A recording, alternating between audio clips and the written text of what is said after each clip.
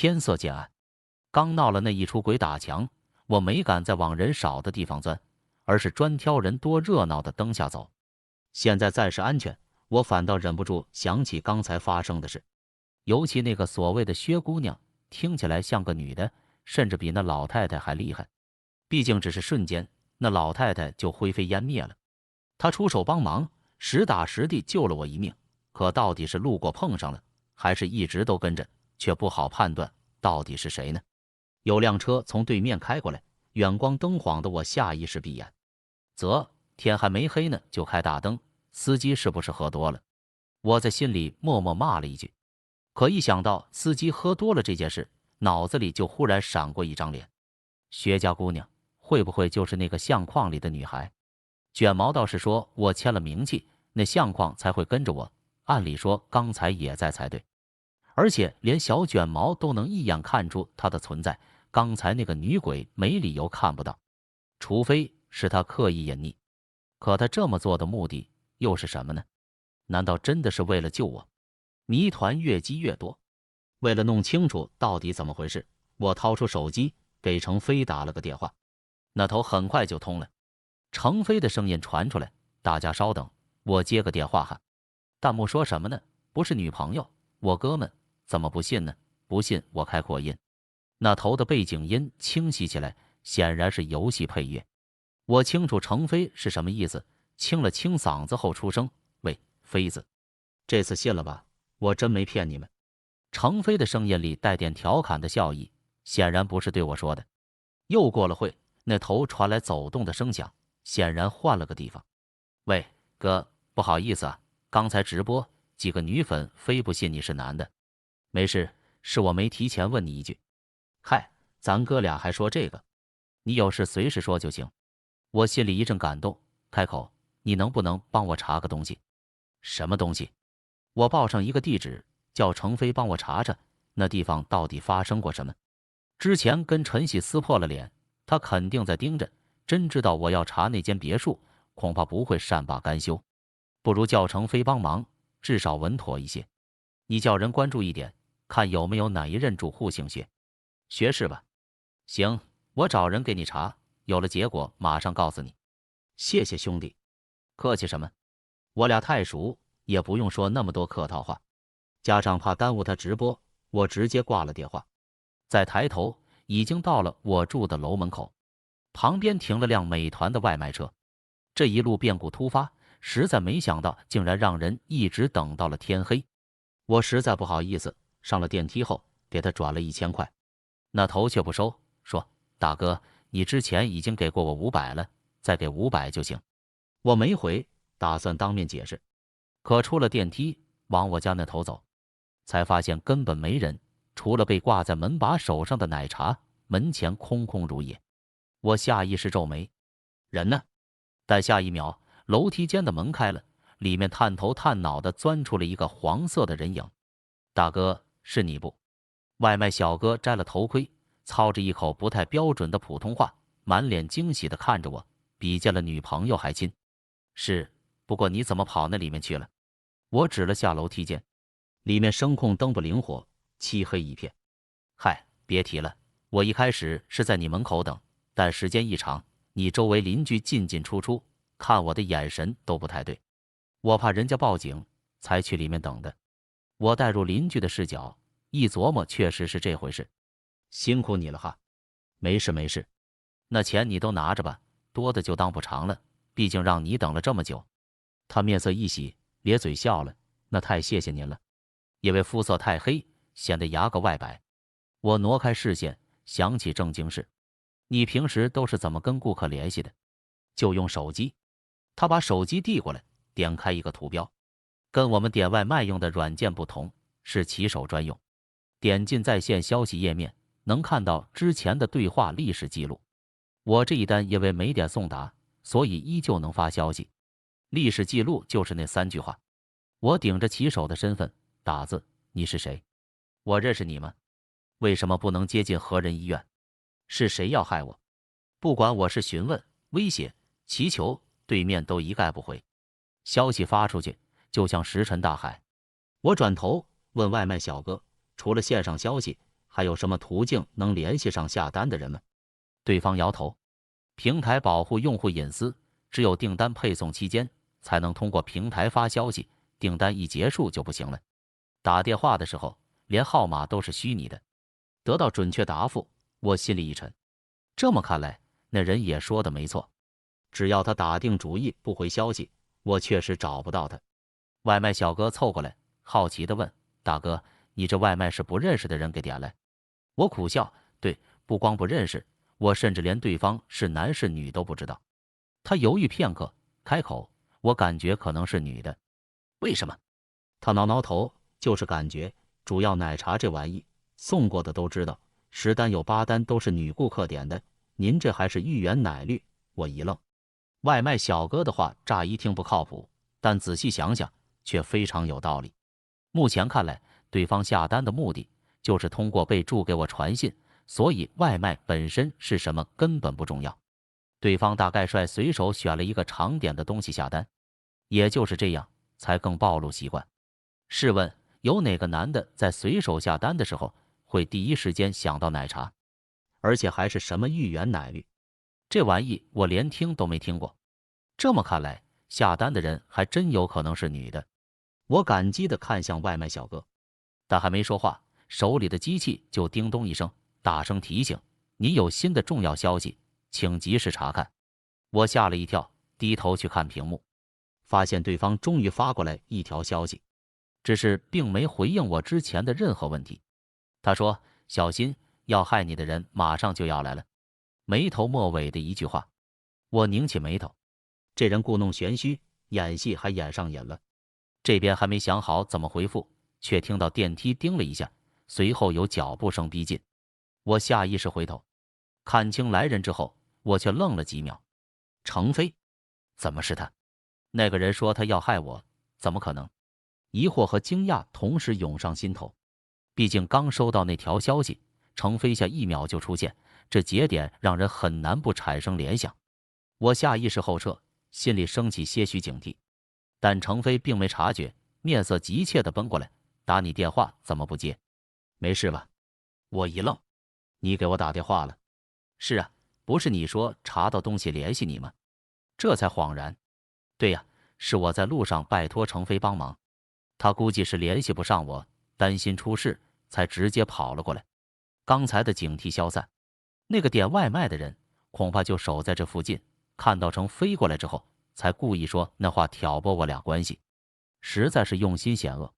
回过神，程飞已经把我拉到墙角，压低声音说：“哥，你跟我说实话，最近是不是惹上什么不干净的东西了？”我不想把他牵扯进来，含糊问：“你查到什么了？”他却不答话，满脸担忧：“那个地址就是直播凶宅的别墅，对吧？就因为那场直播，你现在遇到了大麻烦，是不是？”“不是什么大事。”“放屁！我还不清楚你的性格，要不是走投无路，你肯定不想麻烦我，更别提主动让我帮忙查东西。”他把情况猜得8、9不离十，我再瞒下去也没有意义，索性承认了。程飞见我点头，叹了口气：“我听人说，还是有一个大师专门帮有钱人驱邪抓鬼，灵得很。我这就联系他。哥，你放心，只要我还在，就不会让你有事。”说完，他马上就掏出了手机去打电话。我看着他的背影，心头一热，说不感动是假的。陈喜身后有靠山，从那个死得无声无息的小主播就能看出，对方势力不小，至少不是普通人能抗衡的。我已经深陷其中，脱不了身。可程飞前途明朗，根本没必要趟这趟浑水。他不可能不清楚这一点，但还是来了几个念头回转。程飞已经打完了电话，表情欣喜：“大师同意了，叫我们这就过去，他帮你驱鬼。”真的，没想到这么容易就解决了。我又惊又喜，竟有些不知所措。当然了，咱们快走，别让大师久等。我点头，准备告诉外卖小哥让他先走，但刚迈出几步，惊喜退去，却又犹豫起来。之前在医院门口，卷毛道士说的清清楚楚，我是跟鬼结了名气，定了因果，旁人没办法干涉，所以帮不了我。而且如果相框里的女孩就是那个薛姑娘的话，能瞬间让那个老太太魂飞魄散，恐怕不好应付。可程飞认识的这个大师却连面都没见，就打包票说能解决，怎么想都有些不靠谱。见我面露犹豫，程飞追问怎么了？这大师连我惹了什么麻烦都不知道，真的能行吗？我把在医院门口遇到小卷毛的事说了，只是略过了在陈喜家那一部分。程飞听我提起名气，微不可察地拧了下眉心，但并没问那是什么，反而语气坚定地重复：“你放心，我已经把情况说清楚了，大师都给我保证了，肯定能解决你的麻烦。但是别但是了。”程飞面上露出几分不耐，但很快就压了下去。哥，我还能害你吗？而且能不能解决，你跟我过去看看不就知道了。话虽然这么说，可程飞的态度总让我觉得有些不对劲。被鬼缠身的明明是我，可他却比我还着急，难道真的只是因为担心我？莫名其妙的，我忽然又想起了那句提醒：我被恶鬼缠身，本来就活不了多长时间，对方在这种情况下还想方设法传消息过来，难道真的只是看我不顺眼，想恐吓？还是说程飞真的有问题？心头重新升起警惕，小心一点总是好的。而且就算程飞真心帮我，拖延一会也不会怎么样。虽然这么想，但为了避免打草惊蛇，我还是跟刚才打算的一样，告诉外卖小哥我跟程飞有点事要办，叫他先走。之后跟程飞一块下楼，等到一楼下电梯之前，才猛地一拍脑门，坏了，差点忘了，我还得去一趟医院。要不这样，飞子你先过去，然后把地址发给我，我自己打车去就行。程飞一愣，立刻阻止，不行。或许是意识到自己的语气太过生硬，他赶紧放缓了语气补充道：“我是说，都这么晚了还去医院干什么？”我表情发愁。护工说我爸没有换洗衣服，而且今天状态也不好，说是连饭都吃不下，电话中午就打过来了，我怎么也得先过去一趟。搬出我爸当借口，他不好反驳。那行吧，那我先过去，你也快来呀，人家大师可不等人。放心吧，兄弟，确认我爸没事，我马上就去。程飞盯着我按了楼层，表情隐在阴影里，看不真切。我心脏狂跳，假装一切正常，坐电梯上楼，掏钥匙开门，之后按亮了客厅的灯，手机就放在茶几上，有一下没一下的敲着桌面。到第53下的时候，新消息终于进来了。那人下楼之后就上车了，现在还在车里看手机。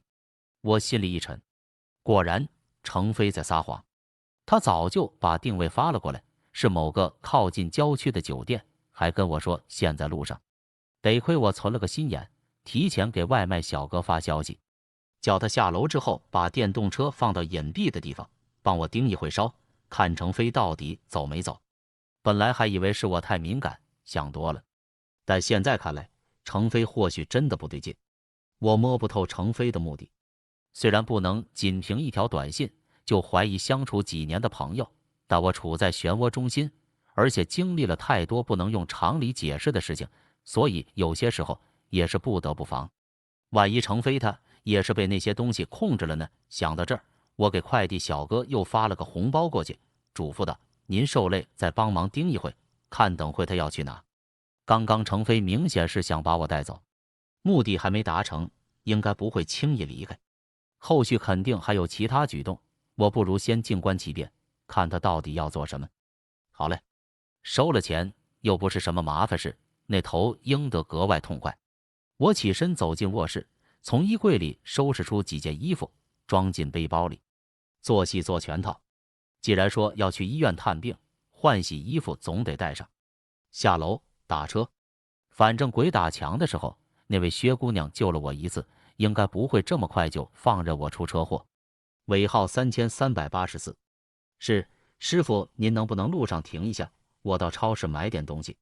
也可以，那我换成乘客自定义路线模式了哈，价格可能高一点。没事，钱好商量。我在想办法拖时间。刚刚下楼的时候，我就已经给护工打了电话，叫他先带我爸出院。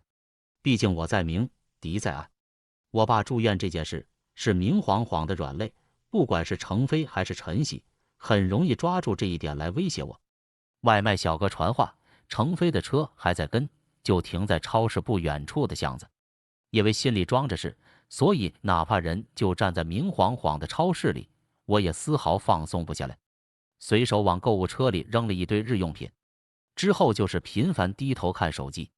护工说办好了出院会告诉我，但现在还没消息。可身后的监视感越来越重，我刻意往蔬果打折区靠近，装作什么也没发现的样子，用余光观察身后。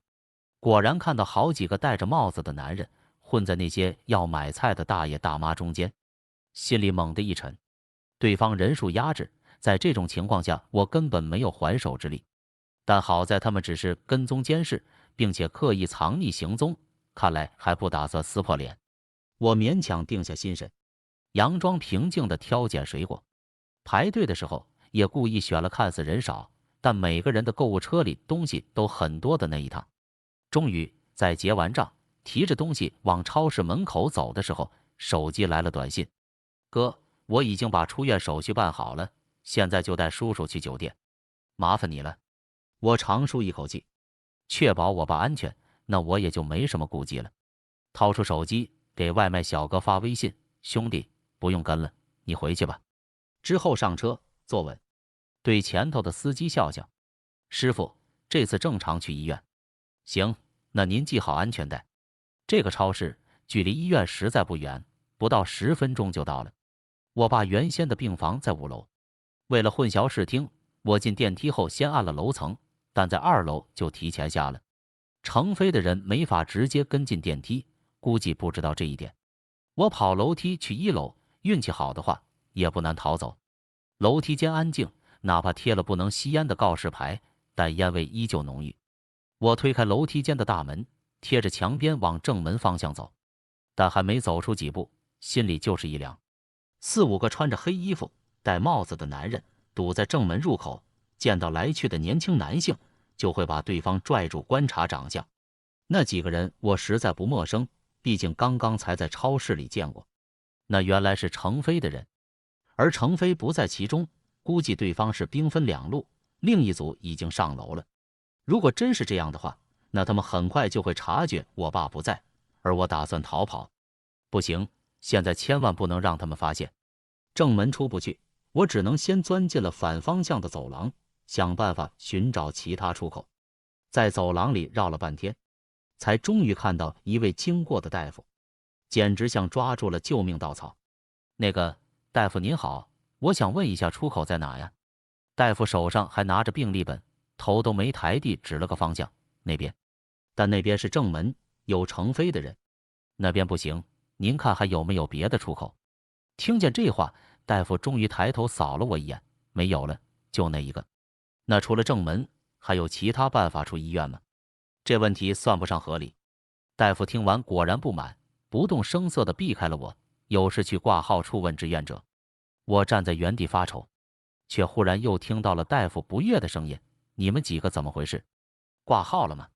转头看过去，这才发现那几个黑衣人正无声地朝我逼近，估计是早就发现我了，打算趁我不注意把我控制住。背后起了一层冷汗，之后瞬间回神，往走廊另一端飞奔。那几个人察觉，扬声叫人，在这，他们撞倒了不明所以的大夫，加速朝我追了过来。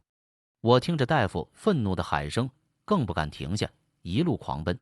医院构造复杂，走廊弯弯绕绕，时间紧迫，我顾不上看地图，只能凭着直觉躲避。直到周围的人越来越少，温度也越降越低，路的尽头赫然成了死角，而唯一那扇门的入口写了3个字：停尸房。操，怎么跑到这来了？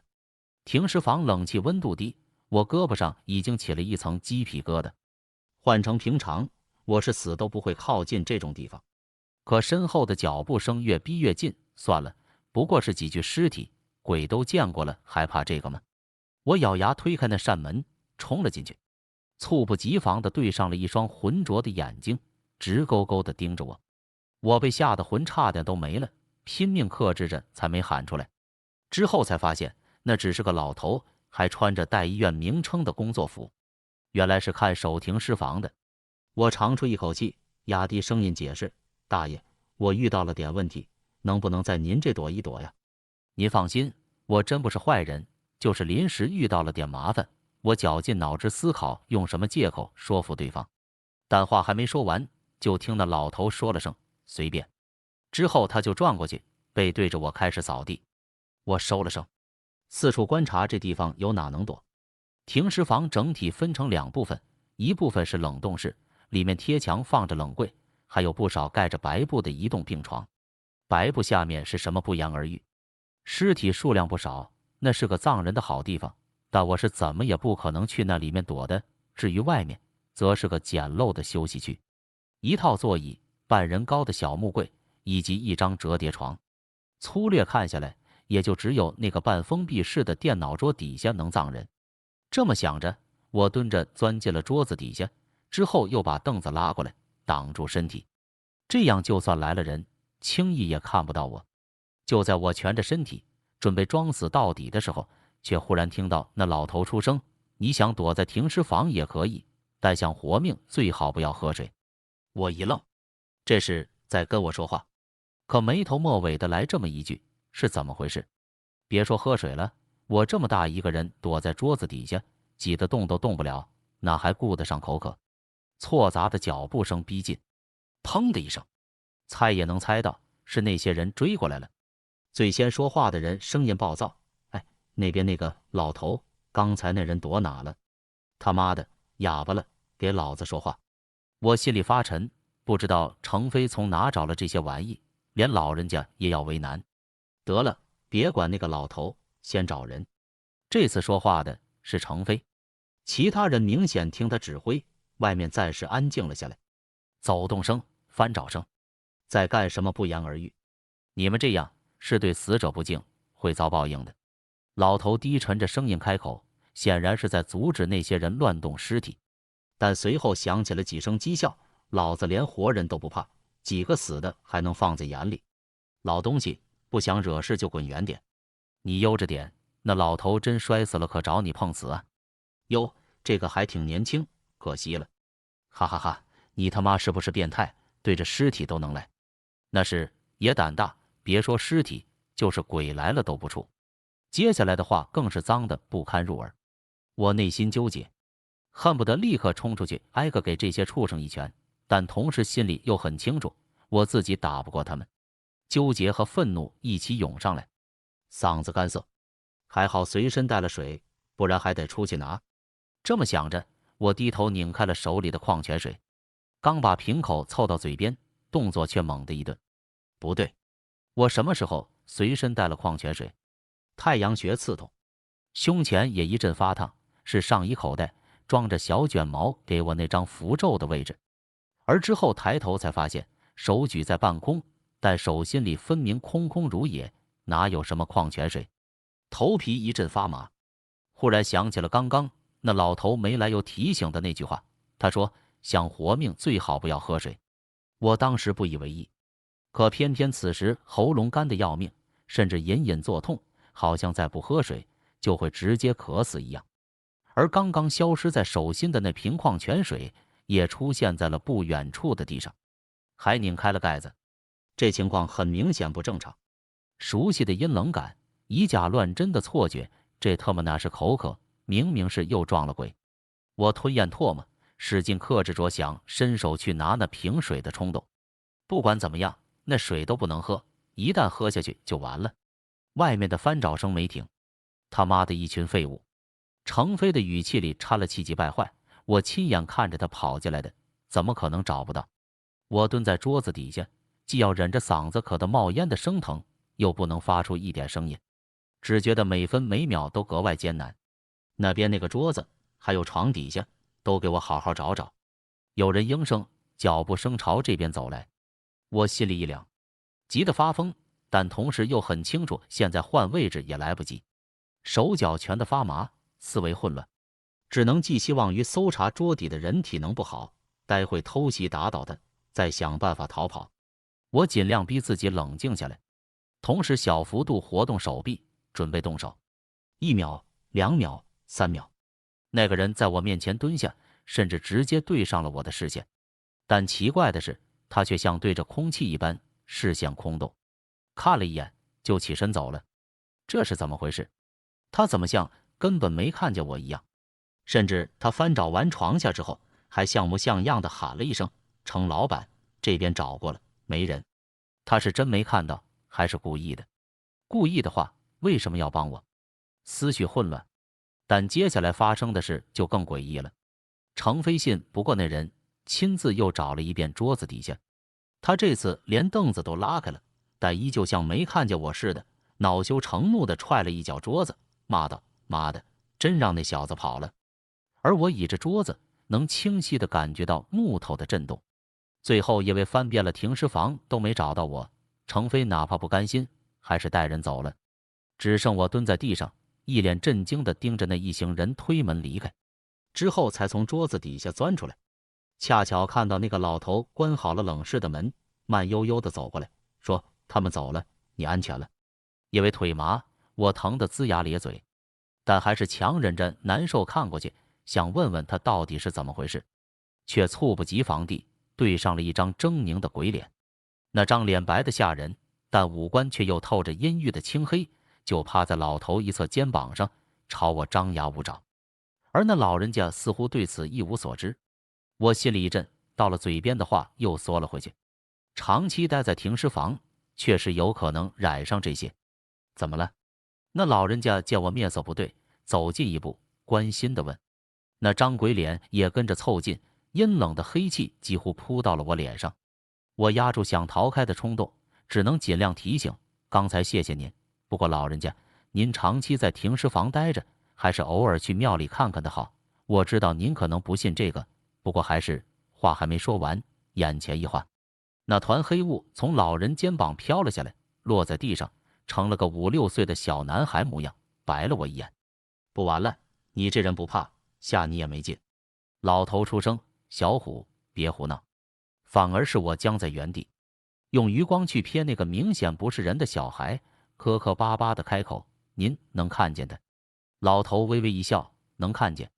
随即开口解释：这是我孙子小虎，5岁那年因为意外失火去世了，但因为跟我感情太好，所以舍不得离开，这才一直跟着我游荡人间。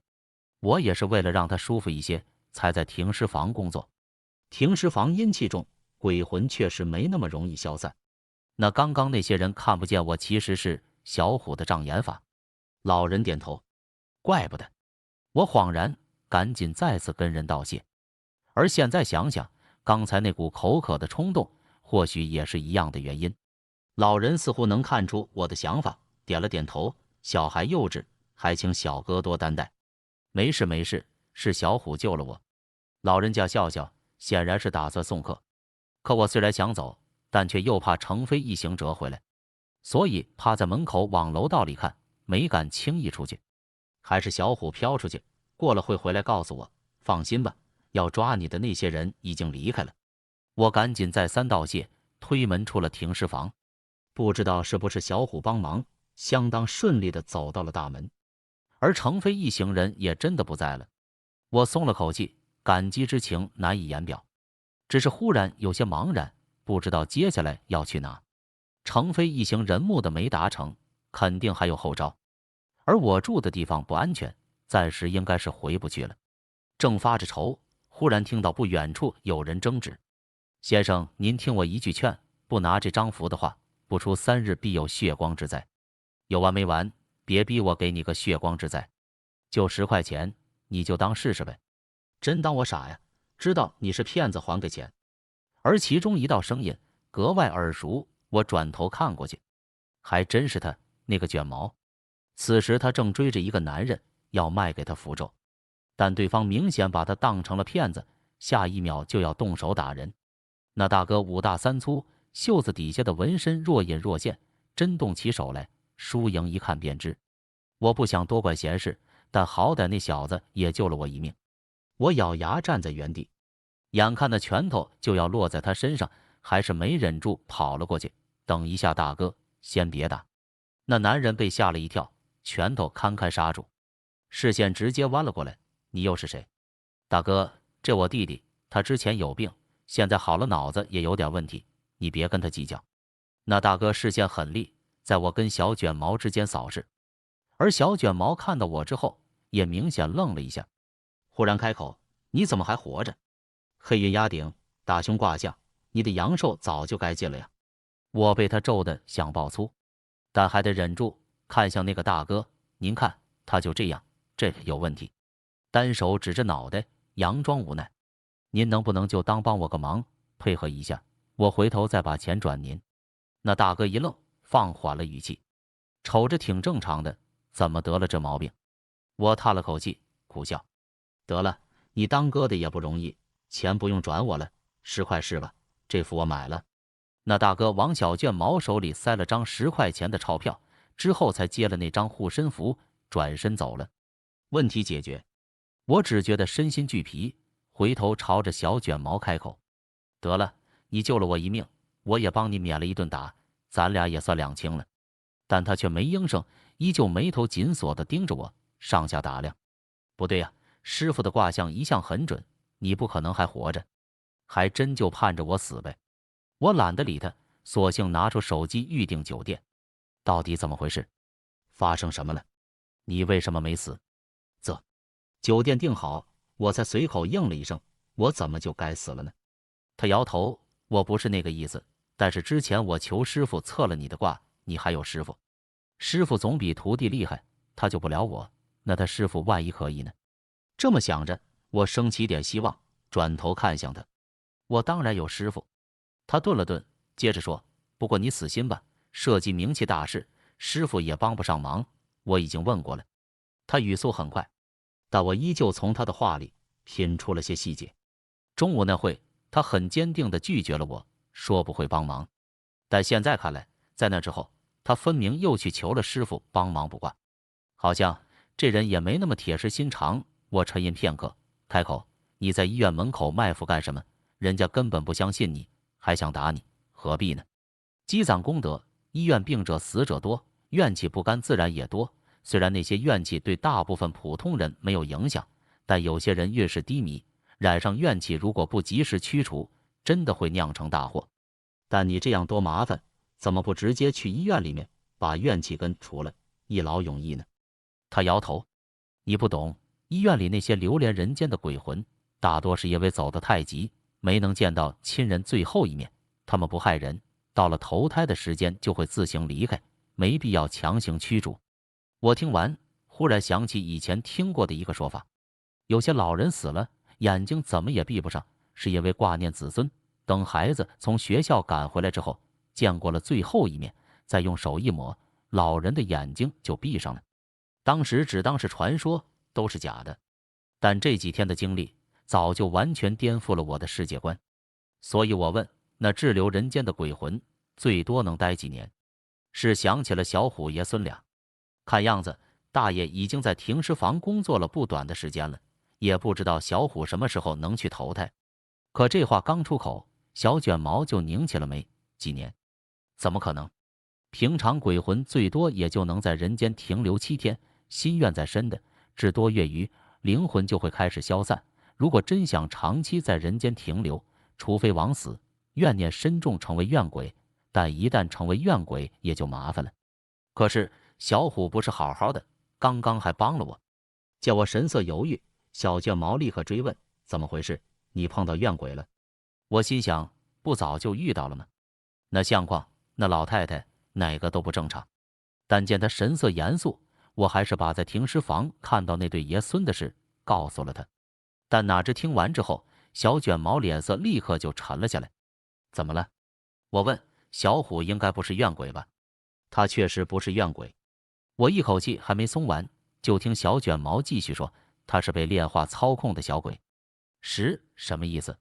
小卷毛叹了口气：“养小鬼就是挑选怨气强悍的怨鬼，并用邪术炼化，把鬼魂养成小鬼为己用，手段阴狠恶毒，目的多不可告人。”我一愣，很难相信这个说法。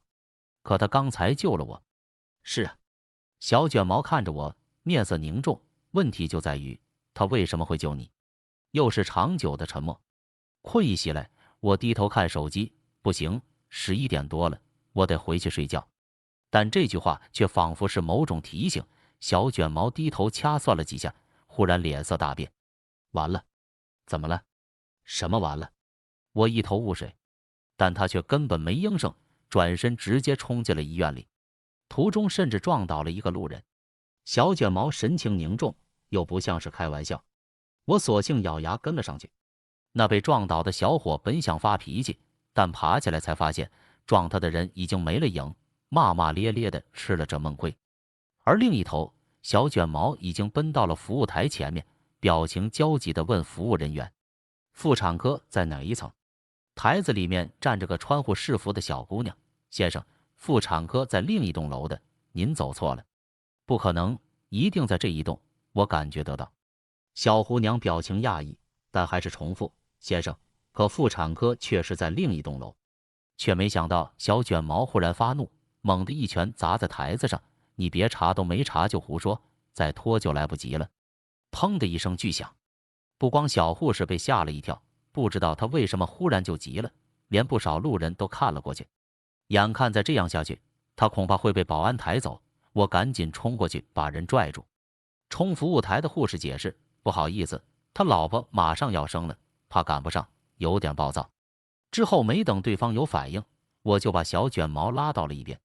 医院太大，所以分成了2栋主楼，负责产检的检验科和负责生产的住院科确实不在同一栋。之前陪着我爸住院，见到了好几波找错地方的。那小护士估计是才上岗，还不知道有这区别。小卷毛坚持是在这栋楼，应该是想去产房。等避开大部分视线，我才停下来。小卷毛手劲不小，你冷静点，我知道产房在哪。他听见这话一顿，终于停下了挣扎。在哪？我盯着他，再次确认他脸上的急躁不是作假。我可以带你去，但你得跟我说清楚，到底要干什么，有什么目的。可以，我都做好了会被拒绝的准备，但出乎意料的是，他答应得十分痛快。现在来不及了，等会结束了我都告诉你。啊，别磨蹭了，快点！我回神，在他的催促下往电梯那头走。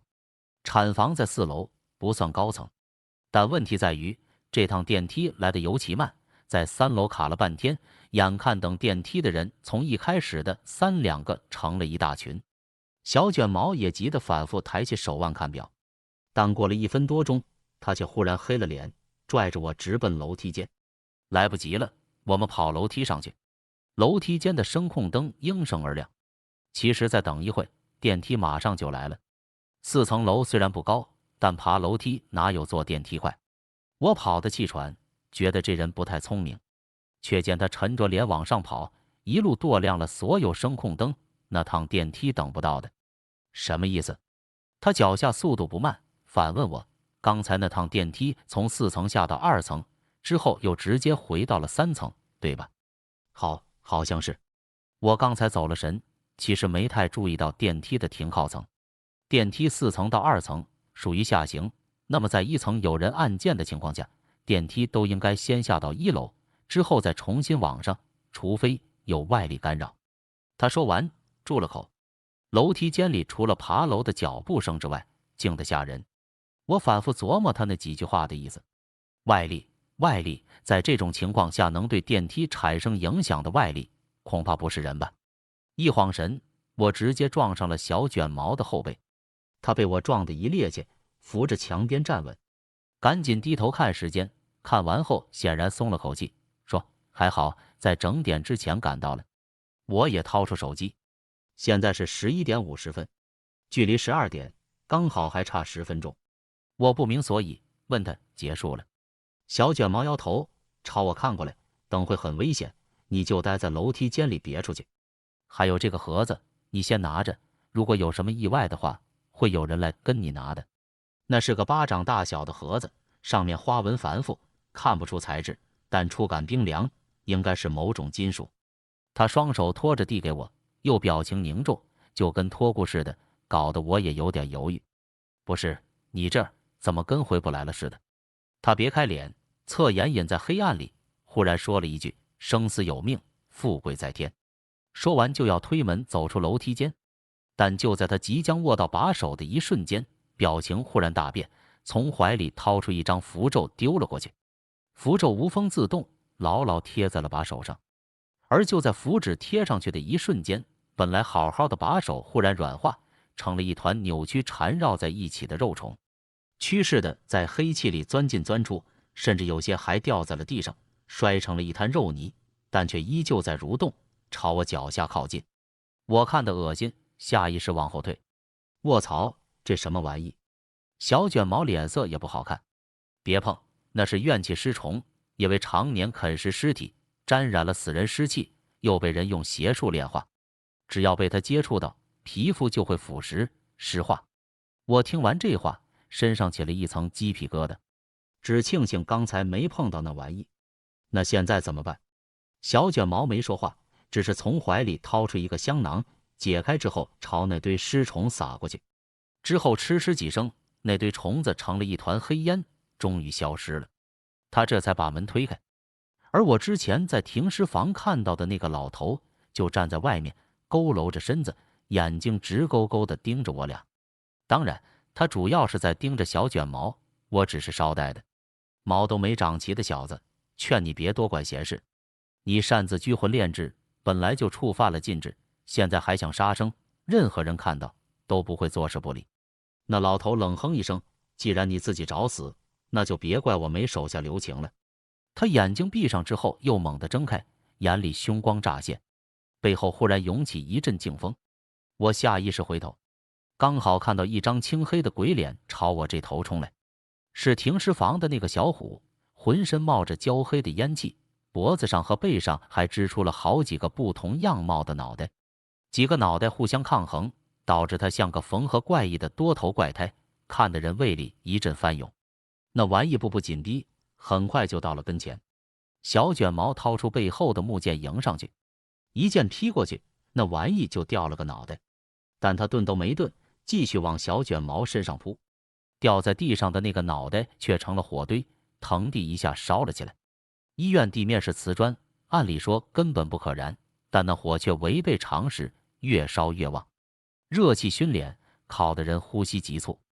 小卷毛被逼得节节败退，又是一击未中后，木剑彻底被打了出去。节奏一乱，他竟然站在原地愣住了。愣着干什么？跑啊！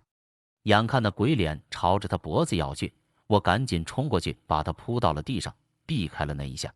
他这才回神，从怀里往外抛符咒，定住那鬼脸之后，跟我一起钻进了旁边的空置诊室，抵着门边喘粗气。我好不容易把呼吸调匀，看向一样狼狈的小卷毛，那玩意那么厉害，怎么办呢？却没想到他拧着眉心想了半天，说：“报警吧。”啊，这又是养小鬼又是尸虫的，报警？不是，你们这一行不应该有问题自己解决吗？小卷毛一摊手，表情格外坦然。我是想自己解决，但问题是我打不过呀，而且人民警察是我们永远的后盾。太有道理，以至于我竟无言以对。而小卷毛也已经扶着门站了起来，顺着诊室门上的那块玻璃往外观察。我再出去拖延一会，你赶紧报警。说完就推门走了出去，反身关门，又往门上贴了一张符。外面都成一团，这边闹出这么大的动静，医院里竟然没人察觉不对，过来查看，不知道是不是那老头使了手段。小卷毛这次改变了策略，远程用符咒消耗，不再让那鬼脸近身。这样一来，竟然隐隐有了点优势。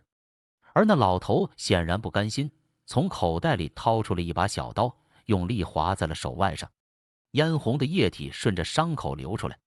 那鬼脸竟然趴在地上，开始舔他的血。也不知道是不是错觉，等舔干净地上的血迹，再站起来的时候，那鬼脸竟然长大了不少。原本地上渐弱的火势也猛地一窜，热浪冲天。我躲在门内，都被烤得喉咙干哑。这一下，小卷毛完全成了劣势，被火焰和鬼脸逼迫，不得不靠近走廊尽头的玻璃窗。那老头用另一只手按着刀伤，笑容阴狠地望着那一幕。窗户开着，他的目的不言而喻。我赶紧回神，手忙脚乱地掏出手机报警，按下拨号键，把手机凑到耳边，但等了半晌，依旧没有拨号成功的提示音。不对劲，信号被屏蔽了，电话根本打不出去。而门外，小卷毛闪躲艰难，且右手动作僵硬，显然受了伤，眼看就要被那鬼脸逼迫从窗户摔下去。这怎么办？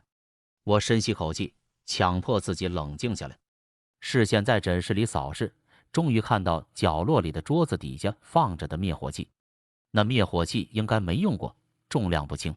也顾不得小卷毛叫我别出去的叮嘱，用力推开诊室的门，之后举着灭火器冲了出去。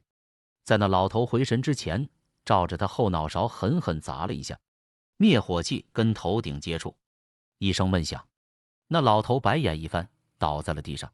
楼道里压抑的气氛瞬间消散，火焰怪物似的小鬼消失得一干二净。窗户外面也重新响起了往来过车的杂音。小卷毛被逼到墙角，手上还举着符咒，但对手已经消失了。他看看地上的老头，又看看我，最后视线定格在了我手上那个重量不轻的灭火器上。喉结滚动，咽口水，之后朝我竖了个大拇指。牛逼！我苦笑，把灭火器放在了地上，手心隐隐发麻。这到底怎么回事？解释解释吧。小卷毛走过来，把地上的老头双臂反剪，之后在他身上翻找，直到翻出一块预制的牌子后置才开口。这人是 S 市有名的邪修，为了豢养小鬼，到处搜寻枉死的小孩。小孩？对，小孩心思单纯，善恶不分明，枉死之后怨气也更纯粹，便于炼化。我想到那个狰狞的多头鬼，不禁拧起眉心。那他怎么跑到医院来了，还在停尸房里救了我？我敢肯定，他来不是为了救你。小卷毛示意我看背后，我顺着他的视线看过去，这才注意到产房门前那个手术中的灯牌正亮着，一个年轻男人倚在墙边，陷入了昏迷。下一秒，手术时间跳转到整点，产房里传出一声响亮的啼哭。小卷毛彻底松了口气，看着产房的大门，解释道：“阴是阴克阴数，这个孩子在今天的凌晨出生，是最标准的纯阴命格，而在临产前一刻被杀，胎死腹中的话，则会激发最强的怨念。万一真被那个人得手，炼化了一个纯阴命格的枉死胎儿，后果不堪设想。”我恍然，所以你刚才那么着急，明知打不过，还疯了似的闯上来。他露出苦笑，是不是有点蠢？但也来不及通知师傅了。我摇头，把他从地上拉了起来。没，挺酷的。他眼前亮了亮，咧嘴，露出整齐的8颗牙齿，挠挠头，抱歉呢，我其实挺想帮你的，之前也不是故意咒你，主要是师傅，我摆手，没事，不用解释。一个为了救人连自己命都不要的人，再坏能坏到哪去？再说我这事纯属是自己倒霉，本来就不关他的事。他还想开口，但却被一阵急促的脚步声和人声打断了。电梯里哗啦啦冲出来一群人，齐刷刷穿着保安服，直接把我俩围在了中间。领头的那个人举着棍子质问道：“你们怎么回事？不知道医院里不能大声喧哗吗？我在监控里盯你们半天了，鬼鬼祟祟的。”我没敢出声，猜也知道我俩刚才的举动在监控里肯定不太正常。我心虚地避开了那个保安的视线，反而是小卷毛格外镇定地出声解释：“您误会了，我们是看到有个神经病对人行凶，怕影响其他人，才跟过来的。”说完，还用视线示意了一下地上的老头。保安队长将信将疑：“神经病？你们怎么知道他是神经病？不信您看，他不光攻击性强，而且刚才还自残了，手腕上的伤口，口袋里的匕首一应俱全。”亲自翻看之后，保安队的人已经信了一半，把人架起来就要带走。年轻人想帮忙是好事，但这种情况还是联系保安队比较好。小卷毛乖巧地点头应声。而这时候，那老头却醒了，尽管手臂被架着，受制于人，但看到我俩之后，还是迅速变了脸，面色狰狞地破口大骂：“你个小杂种，把我东西还给我！”但他自己却没意识到，完全失控的表现，反而坐实了精神有问题的说法。直到被保安架着进了电梯，他依旧情绪激动。那头电梯门合上，产房的门也开了，护士抱着裹好的孩子出来，摇醒了墙边的男人：“先生，醒一醒，您妻子生产顺利，母子平安。”“哎呦，谢谢您，谢谢您。我这怎么睡着了？年轻的丈夫小心翼翼地抱着孩子，带着笑容责怪自己，气氛温馨。我跟小卷毛对视一眼，深藏功与名地并肩走进了楼梯间。对了，我叫徐子恒，庄宇。我也伸出右手回握了他。刚才谢了。嗨，走吧，去吃饭，我请。话刚说完，我又赶紧改口，不行，还是你请吧，我不怕欠人因果。他愣了一下，之后才意识到我在开玩笑，苦笑着对了我一下。命都欠你了，还差这点吗？从医院里出来的时候，街上已经没什么人了，毕竟凌晨，能吃饭的地方也没剩下几个。最后我俩还是找了家烧烤，也没进店，就露天的几张桌子，路灯、微风，远处看不太清的居民楼。折腾了那一通之后，原本低落的心情竟然前所未有的放松了下来。徐子恒拿了2瓶水，其中1瓶放在我面前。不喝酒吗？我问。明天还得早起，喝多了起不来。听见这话，我有点惊讶，干你们这行也得打卡上班。他一口水没喝完，呛了一下，哭笑不得地看着我。不是，我是干哪行的？我好像没告诉你我是干什么的吧？你不是道士吗？什么呀？我是记者，正经工作。他无奈地看着我，把水放下，拿纸擦嘴。我上下打量他那一身道袍，那你这属于兼职？也不是，其实主要是传承不能断，加上大灾将至。他语气里带着无奈，说到一半忽然转换了话题。嗨，我跟你说这些干嘛？对了，小庄哥，你等会把你生辰八字写给我。之前师傅说不能帮，但也没把话说死，可能还有办法，我再去求求他。师门传承的事，确实不好跟我一个普通人说。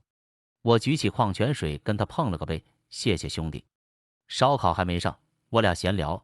不过我有一件事还挺好奇的，像你们这种道士，是不是都能看到鬼呀？分情况，大多数时候还是需要开天眼才行，不然只能看到一团模糊的怨气，除非是那种阴气特别重或者有意显形的鬼，这样也好。不然当了道士就得整天看到鬼，那日子估计也不好过。那我身边那个现在还在吗？徐子恒点头，默认了。见我表情变化，安慰道：“不过他暂时好像没有害你的打算，应该没事。希望如此吧。”我苦笑，估计是怕我越想越难过。徐子恒赶紧转移了话题。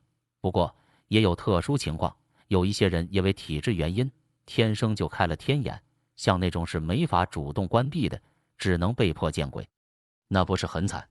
是有点不幸，因为命定天眼都是八字比较轻的人，加上长期惊吓，很有可能在成年之前就夭折了。我啧一声，觉得感慨，我这至少还好好活了20几年，才惹上了这个麻烦。要是从小就见鬼，那还得了。烧烤好了，老板亲自给端到了桌上。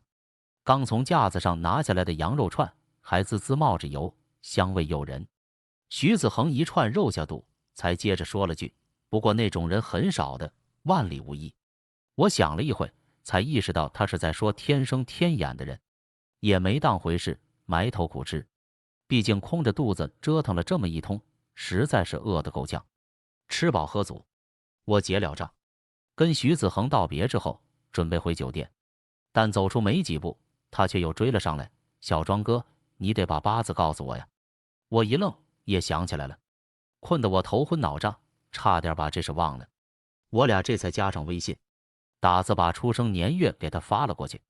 具体出生的时刻我记不清了，明天问问我爸，不过估计他也不一定知道。徐子恒点头：“你尽量问问，实在不行问清楚是上午下午也好，算得准一些。”应该是早上。我爸以前总念叨我难产，进了产房12个小时，从晚上一直折腾到早上才生下来。把人送进病房的时候，太阳都升起来了。他正低头查看那条消息，一串数字没念完，声音却变了调，猛地抬起头，死死地盯着我：“你说你是早上出生的，你确定吗？”确定啊，具体时间点拿不准。但自从我妈去世之后，我爸经常念叨这件事，那么多细节，怎么也不可能记错。徐子恒还在盯着我，听到我说确定之后，一字一句的开口：“小庄哥，你被人换命了。”